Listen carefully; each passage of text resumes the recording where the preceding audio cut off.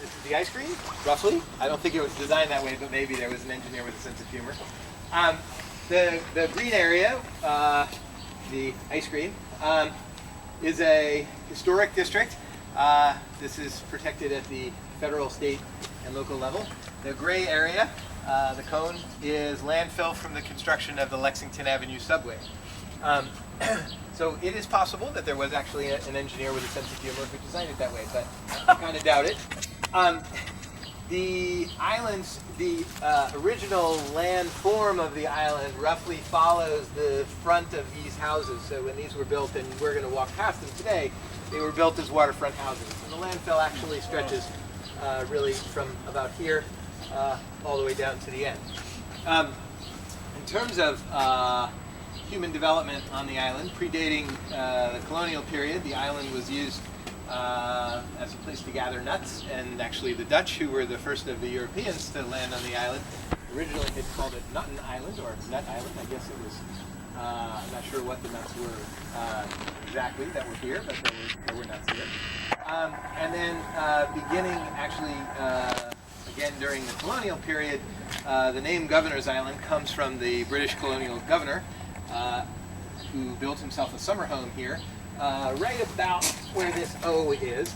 And then what you see as modern development of the island begins, the fort you can see here, Fort J, and Castle Williams, which is the one all the way at the corner. We'll walk by that as well. Were built for the buildup of the War of 1812. These were both part, for those of you who know the harbor, of a very intensive system, of fortification. Castle Clinton over there in the Battery, if you've ever been to the Statue of Liberty, that's where you got your tickets.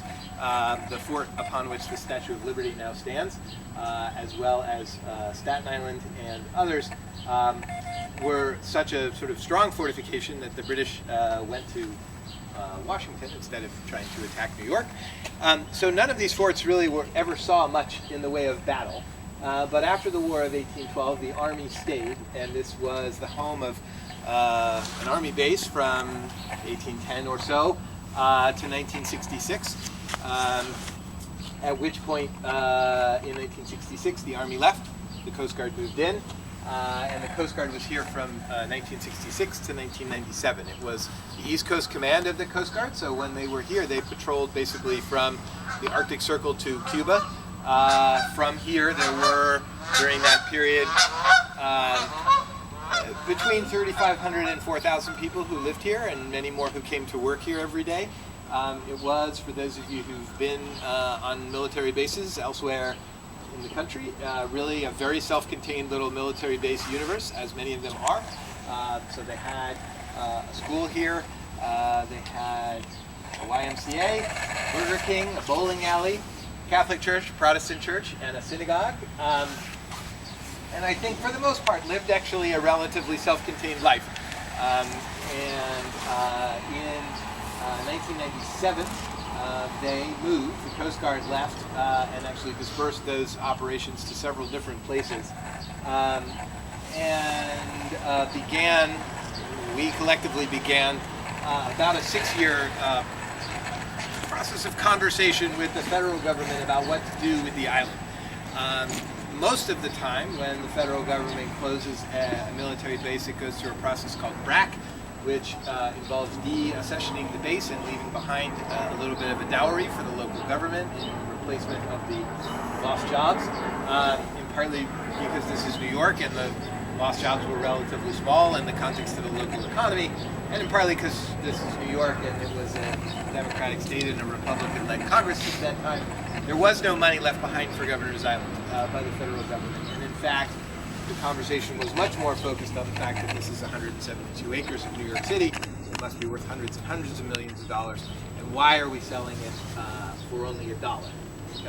Nonetheless, in 2003, the federal government sold the island to local control for $1, initially to an organization called GIPEC, Governor's Island Preservation and Education Corporation, which was a 50-50 partnership of the city and state of New York.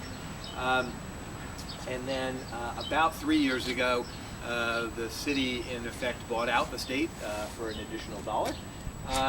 And the island is now under the control of a nonprofit entity called the Trust for Governor's Island, which is the entity that employs Christy and myself. We own 150 acres of the island's 172. Fort J, Castle Williams, and the land that connects them are owned by the National Park Service and operated as the Governor's Island National Monument.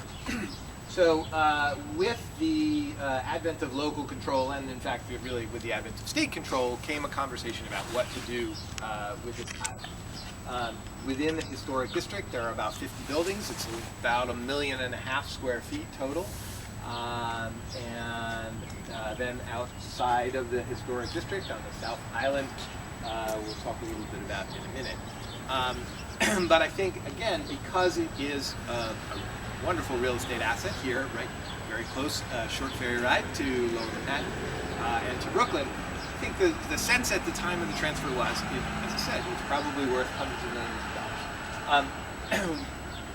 For a series of reasons, I think that has proven over the course of those first few years, 2003, 4, 5, and 6, not to be the case. Most particularly, obviously, this is an island. New Yorkers, I think it's fair to say, are skeptical about places that you can't go by subway or by taxi. And so from a real estate point of view, I think there's a sense of the market still sort of catching up with the opportunity that this place represents. Second, not at all small, at that point in time, the island had been closed to the public for 200 some odd years. So unless you were in the military, you had no idea what was here, or even for many people that the island was here. My wife, who grew up on the Upper West Side, had never heard of this place until I got this job about 8 years ago. So, and I think her experience is pretty common among New Yorkers. And then last but by no means least, from an infrastructure and systems point of view, the island everything here was built by the military. It was built not in any compliance in any way, shape, or form with local codes, or frankly, any codes, and was really built in a very catch-as-catch-can way. So there is right now, for example, no potable water on Governor's Island. Our electrical system, up until about 6 months ago, was 58 some odd years old, as was our phone system. And really from a construction point of view, the island was nowhere near what you would consider to be in buildable, developable condition. One of the stories I like to tell is, you know, when I started here showing people the island, thinking about redevelopment opportunities, nobody thinks when you come to look at a piece of property in New York City to ask whether the water is potable, because it's New York City, so of course the water is potable. And we'd start having conversations, and I'd say, yeah, well, you know, we're working to figure out how to get potable water. And people would look at me like I was crazy, but it was in fact not potable. And it took us 5 years and about $40 million to figure out how to make it potable. But we're almost there. If you come back in 6 months or so, you'll be able to drink the water. So it has been, since the time of the transfer, an ongoing local conversation about what to do with the island. And I think one of the real key aspects of that has been getting people here, getting ourselves physically, psychologically, conversationally on the map of New York City. One of my great prides in my job is that when I started here, we were not on the subway map. We are now on the subway map, which is about as close to really belonging as you can be in New York City, I think. So we opened the island up to the public. We've been doing this now for 8 years or so. Our first year we had 8,000 visitors. Last year we had about 450,000 visitors. This year, for the first time, actually, we'll be open 7 days a week. So starting Memorial Day through to the end of September, we will be open 7 days a week, and we expect to welcome many more than 400,000 people. And when we are here, the exterior of the island, the outside areas, which you'll walk much of today, are open. All sorts of activities, as are many of our houses.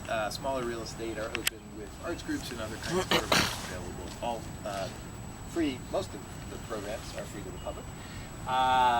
And we have bike rentals, we have food, we have all of the basics that one needs to enjoy themselves in a beautiful environment in New York City. We are going to walk today a bit through the historic district, and then where it says Park in Progress is actually not in progress anymore.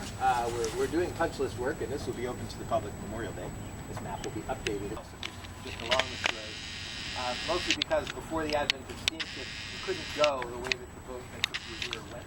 The current between here and Manhattan is very, very strong. So the approach by sailboat to Governor's Island always was to skirt towards Brooklyn and loop back around. So this road actually is along the historic axis of how one would have gotten to Governor's Island, which explains why the fort is oriented the way that it is. And the idea was that they were ready to defend on the normal route, anything else would have been considered a sneak attack and would have been very, very hard to get here. And then, again, you can see